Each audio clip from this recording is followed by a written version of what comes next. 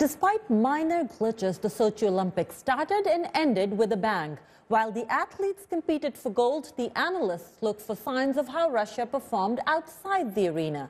What do Sochi Olympics tell us about Russia today in terms of politics, human rights, and its aspirations as a country? Find out next on The Line.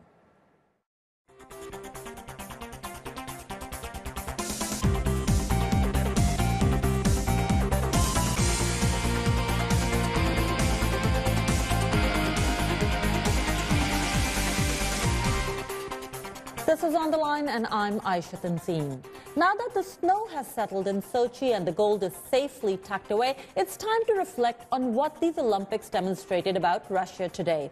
Our guests will help us understand why these games were so important to President Vladimir Putin and whether our understanding of Russia has changed or solidified as a result of these games.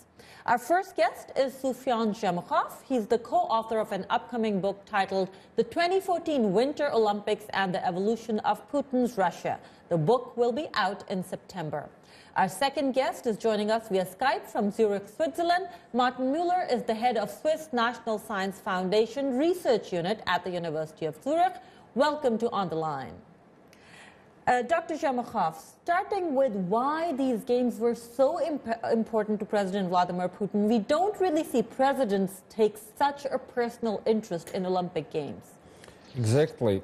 Russia is a new state, and it's kind of building its own statehood after the fall of Soviet Union, but still Russians see themselves as they have legacy of Soviet Union and want to match the achievements of Soviet era. And so for Putin, the Sochi Olympics are symbolic because they kind of match 1980s Moscow Olympics. So given that background, Dr. Müller, what was it that President Putin set out to do with these Olympics? What was he trying to show to the world, but more importantly, what was he trying to show to Russians, or was there something that he was trying to prove to himself? Well, he certainly wanted to show to the world that Russia is not only a state with a big nuclear arsenal, not only a state with big oil and gas resources, but a state that could just as well compete on the international level in areas such as tourism, which are much more sexier and much more attractive, something that's called soft power. And that's also the same reason what drove him to host the Games internally, to communicate to the Russian public, look, we are being recognized internationally. People actually envy us that we have the Olympic Games. But I think there's also then a second agenda that one needs to see, and that is the distribution of resources that is central to the Olympic Games in Sochi, and that also helps him to keep the country running. Okay, so given what the president set out to do, Mr. Zhemukhov, do you think he achieved his goals? One of the major problems that this authoritarian or semi-authoritarian regime has, it's legitimacy. And so for Putin, it was important kind of that this big show, this big mega project would back up his legitimacy. And many people were doubting that this, in many ways, in security, economics, Russia will be able to do it. But at the end, we saw that what we could see on the TV screens was quite good. And so I think Putin achieved what he wanted. He didn't achieve what he declared everything. Like, if I would measure, I would say he achieved 10% of what he declared. But I think he achieved what he wanted. So lots of pomp and show, and we'll go into detail of what he declared and decide whether, ask you whether he achieved that or not. But Mr. Müller, $51 billion, the most expensive Olympics in the history of Olympics, in this era of global economic meltdown, if this had happened in a Western nation, there'd be a big hue and cry. What is the reaction in Russia? Well, the reaction certainly is that people have taken notice of this massive amount of money that is being spent, and people view it critically. But they nevertheless still support the Olympic Games. There is a small majority, but still a majority of people in Russia support the Olympic Games, which has partly to do also with the feeling that in Russia, the notion of taxpayers' money is not as established as it would be in the United States or in Western Europe. And so for a lot of Russians, it means that the government is doing something, the government is putting on a show, and that doesn't have much to do with us. Coming back to what you said, Dr. Zhamakov, about what President Putin set out to do, he made a lot of declarations when he pitched these games. These games were going to be environmentally carbon neutral, they were ecologically friendly, they were going to be respect for human rights. So let's talk about what Russia promised and what Russia delivered. In terms of environment, what was the record? In terms of environment, the Olympic candidature file stated that this will be the most green Olympics in the world history, and that was completely not delivered. They claimed that the Olympic would cost only $12 billion. That wasn't delivered. They said that there will be 250,000 jobs created for migrants and immigrant workers, and officially there was only 12,000 jobs created, and there were a lot of abuses among migrant workers. So let's go to each of them one by one. Environmentally, some environmental activists were also jailed. What was it that they were pointing out that was so horrendous, at least to Kremlin, that they were put behind bars? It's not that the Kremlin didn't want to deliver all that, and it's not that, for example, Kremlin didn't initiate dialogues with environmentalists. In 2007 and 2008, there were a lot of meetings, and Putin personally met with ecologists. But then both sides realized that they can't cooperate with each other, and the regime, the organizers, got more and more irritated that ecologists would point the problems of ecology. Because, for example, they built these tunnels, 4 big tunnels, which completely changed the environment of the region, because now the hot air is going to those places. And, for example, in a couple of years, we may see completely different weather there. And not talking about pollution, not talking about bad ecology, that alone, they changed it on very, very big scale. Dr. Mueller, and I want to touch on all of these subjects briefly. Let's talk about human rights. How was the record? Did Russia restrain itself in terms of human rights during the Olympics, before the Olympics, or did we see more crackdown? I think we saw more crackdown, although Russia had quite a clever move when it came to hosting the actual Olympics. They designated a separate protest zone in which people could protest.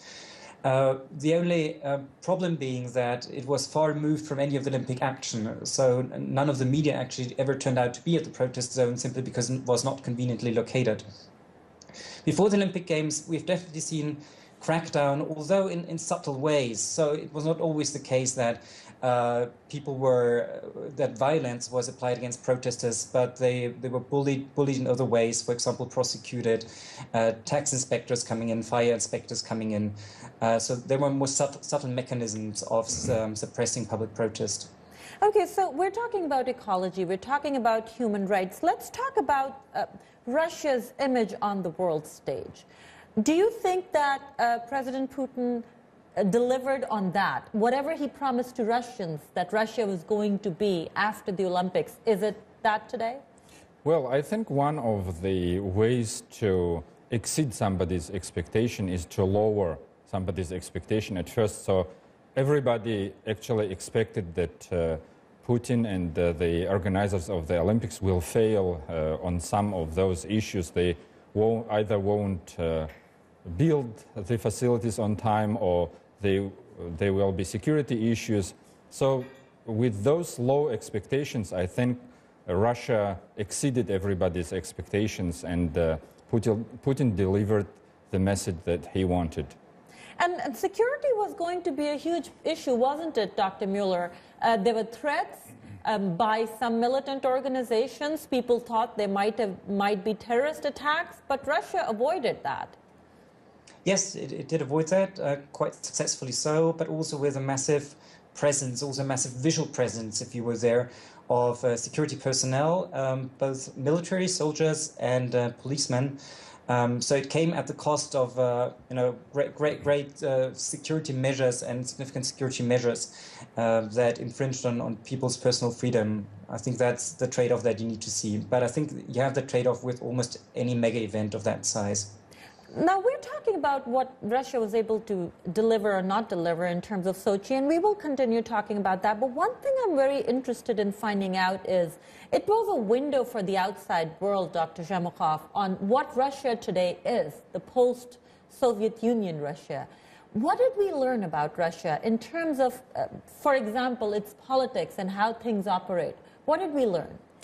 Well, it is like facade of Putin's Russia. That's how you can see it. And I think the world saw that behind this facade, Russia is not a successful modern country that could be member of a global community, because there are problems with democracy, there are problems with economy, with security, and if you analyze the coverage that Russia received in Western media, you can say that it was mostly negative.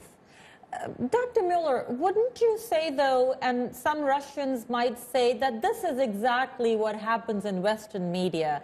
Russia or any country that they don't look upon as a friendly country is always given negative coverage, that there are problems with democracy in other countries. There is a general Russophobia in Western countries. But I think in this case, with the Olympic Games, you just need to look at the fact. And if you look at the facts and present them, a lot of Russians will agree in private, if you talk to them, that yes, this definitely went way over what it should have been, and that a lot of things went very wrong. So when you say a lot of things went very wrong, when you put it in a scale, do you think more was achieved or less was achieved? More went wrong?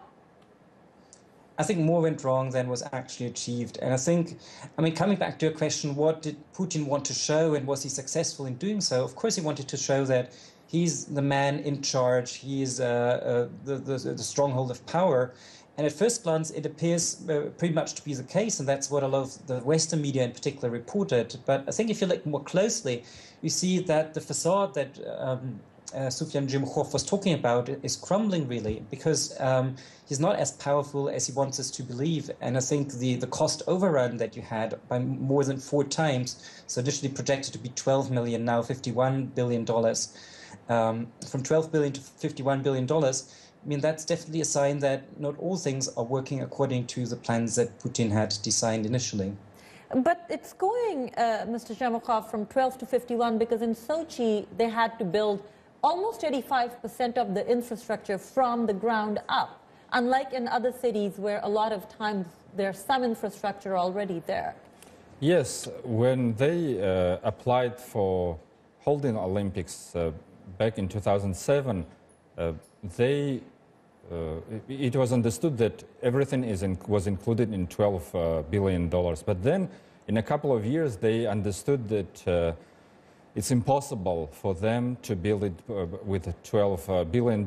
And it is common for all the Olympics. They usually declare less money and overrun their budgets. But then they decided kind of split the cost and to apply the biggest cost, biggest spending to infrastructure of Sochi, while they said that the last figure that Putin announced was $6.7 billion that was spent on the Olympics. So in his view, they even spent less than they declared. I want to continue talking about that, and I also want to talk about what these Olympics show us about Russia's potential, but we need to take a short break here. We'll be right back. Voice of America. 1,500 hours of news and information. Educational and cultural programming. To more than 134 million people worldwide each week. Listen to us on radio. Watch us on television. Follow us on Facebook or Twitter. And through your mobile device. VOA. We're dynamic and consistent in bringing you the most reliable information in 43 languages. Tune in. Tune in.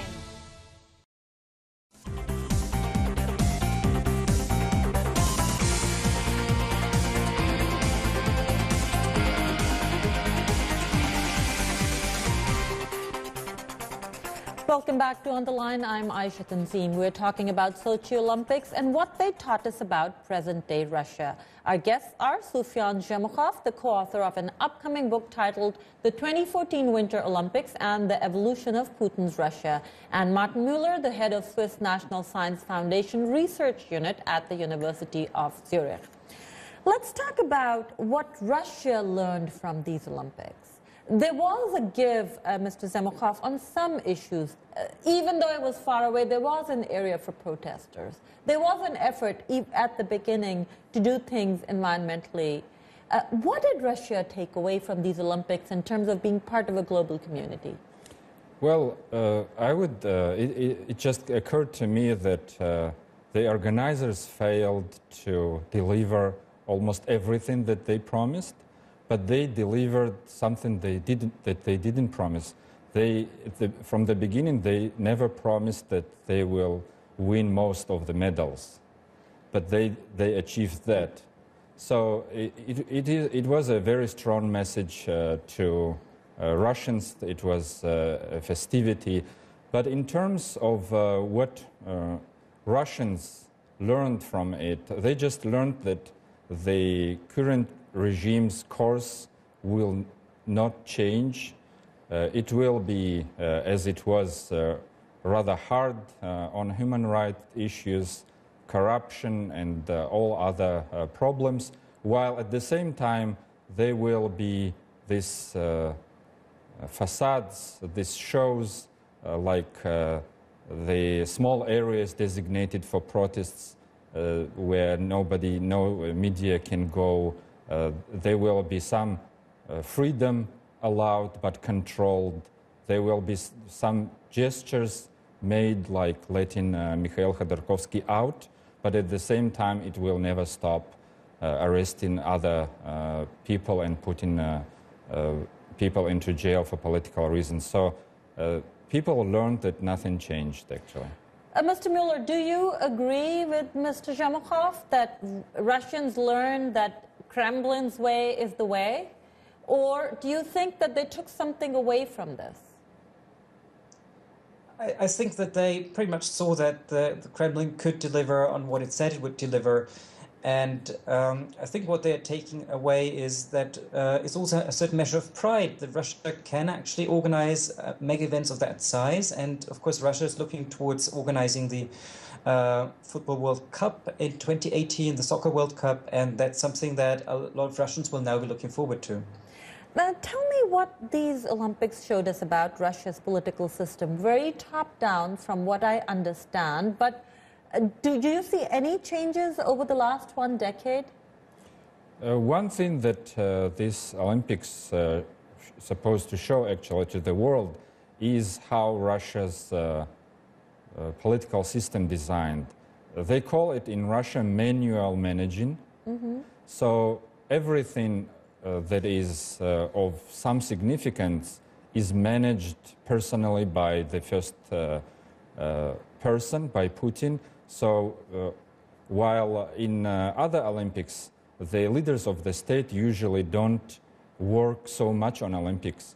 Here, Putin, for the last year, since last February, he announced that he was working on Olympics on daily basis. So that's how the whole country actually managed, and that's what the Westerners could see.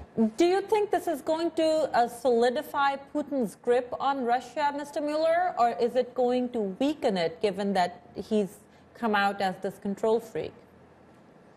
I think he's bought himself some time, and the major issue is going to be the slowing economic growth. So Sochi was massively expensive. The resources to distribute are getting fewer and fewer, and with economic growth being forecast somewhere between 2 and 3% for the next years to come, the question is, where will he get the money from to keep the system running as it has been running for the past years, especially with a lot of big projects still in the pipeline, and the World Cup 2018 is one of them. So here's the question then, Mr. Zhemukhov. Going into the Olympics, you as an expert on Russia and somebody who keeps an eye on it, did you expect all of this, or was some of it even worse or better than what you expected? The achievements of Russian athletes was much better than I expected, but I'm not an expert on sport. Apart from that, probably security issues were handled better than I expected, but pretty much everything else was as bad as I expected. Okay. Mr. Mueller, do you think these Olympics are an indication of where Russia wants to go from here in terms of its place on the international stage? Well, I don't hope so, because it would mean to say one thing and do the other, and that would imply a fundamentally dishonest attitude.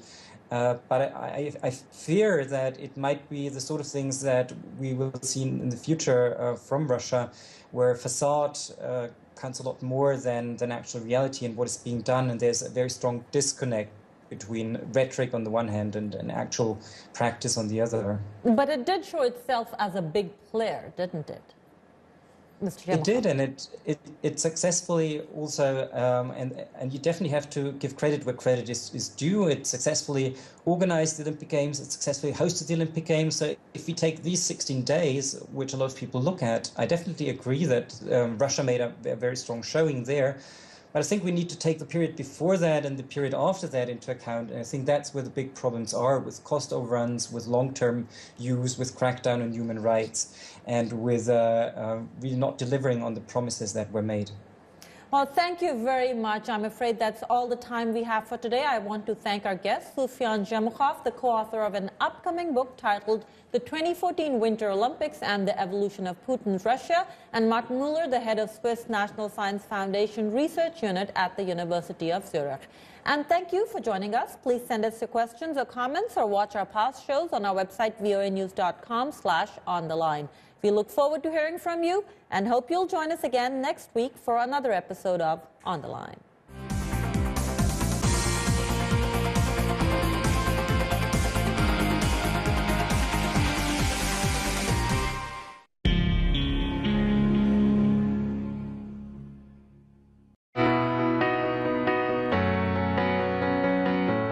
My childhood home is in one of Miami's poorest neighborhoods.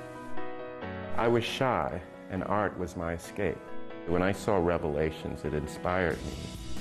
Alvin Ailey said it best: dance comes from the people and should always be delivered back to the people. I work hard because I believe that I owe that to the people who have helped me along the way.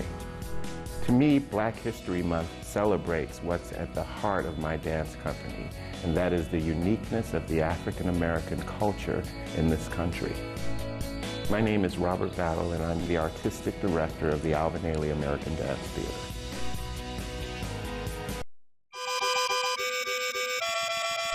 This could make up the tissue transplant of the future, at least in Gabriel Villar's wild scientific fantasies.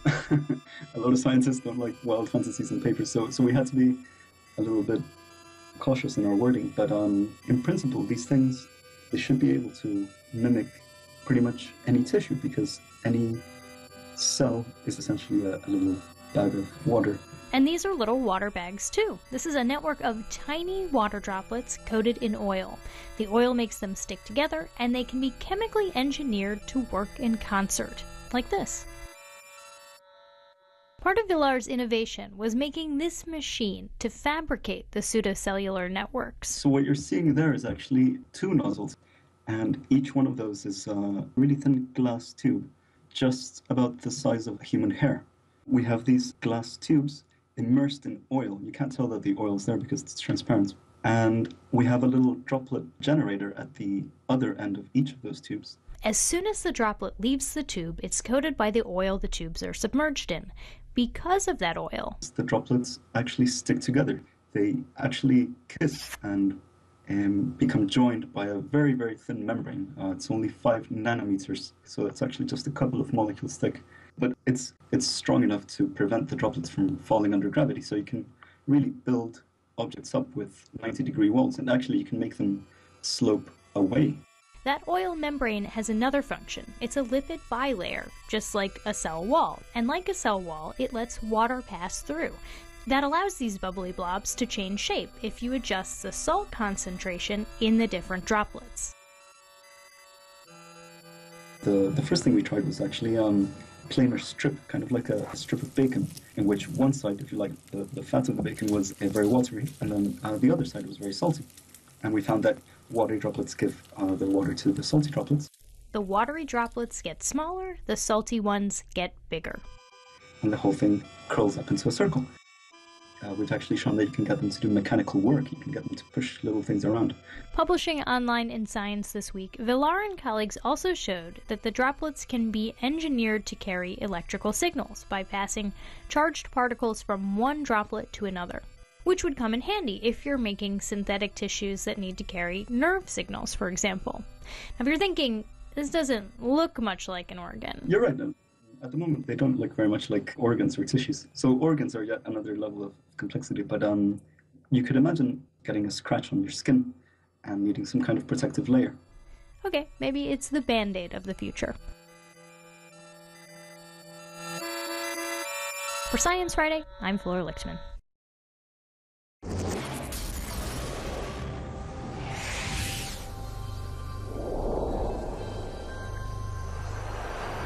The wind in wide-open Wyoming can be brutal, but instead of cursing it, power companies are harnessing this nearly constant supply of clean energy.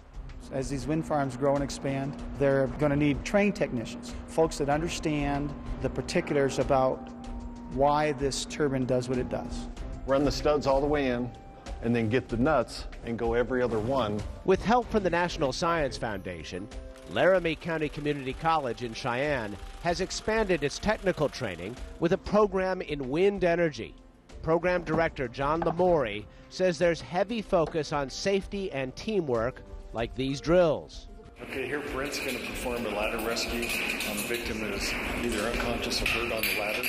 Brandon is going to demonstrate self-evacuation in the event, for example, if there was a fire and you needed to escape rapidly and you couldn't go back inside. It's very exciting to do this because you actually know that you could be doing this in real life or using this stuff to save somebody. Students are put to the test early on to see if they can handle 300-foot heights. 2 weeks into the program, we come out here to the Happy Jack Wind Farm. We have the students all outfitted with their personal protective equipment, and we climb a turbine for the first time. They're motivated afterwards. They really like it. Wind power adds energy flexibility to a state already known for coal and oil resources. And we think that with the federal government's push on renewable and alternative energy sources, we have an opportunity to help our citizens understand what wind energy means to the state. In the United States, renewable energy has often been at the mercy of changing political winds. But non-traditional students believe this is a career with a future. Once I got laid off, I really had to sit down and look at what is it that I wanted to do and what's going to be a business that's still going to be around, because a lot of high tech has moved. So I was part of a government retraining program. Basically, I just love to climb things, and when this job came along, I thought, what better place to work than 300 feet off the ground? With students from across the country and a waiting list for enrollment, things may be looking up for wind power. For Science Nation, I'm Miles O'Brien.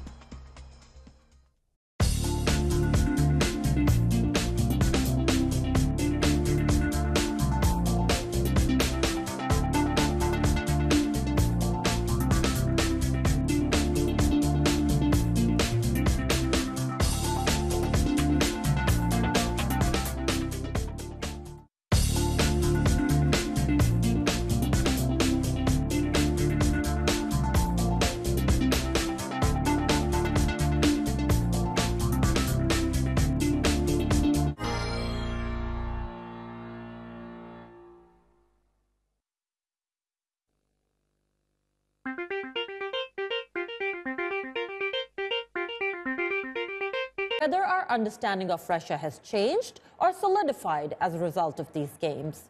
Our first guest is Sufyan Jamakhov. He's the co-author of an upcoming book titled The 2014 Winter Olympics and the Evolution of Putin's Russia. The book will be out in September. Our second guest is joining us via Skype from Zurich, Switzerland. Martin Müller is the head of Swiss National Science Foundation Research Unit at the University of Zurich. Welcome to On the Line. Dr. Jamakhov, starting with why these games were so important to President Vladimir Putin, we don't really see presidents take such a personal interest in Olympic Games. Exactly. Russia is a new state, and it's kind of building its own statehood after the fall of Soviet Union, but still Russians see themselves as they have legacy of Soviet Union and want to match the achievement.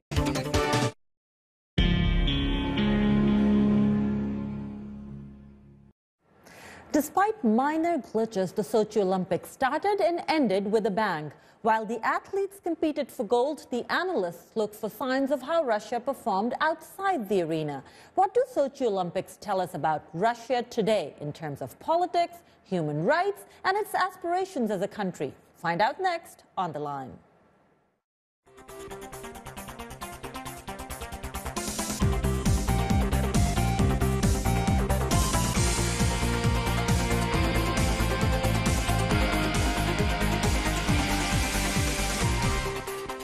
This is On the Line, and I'm Aisha Tanzeen.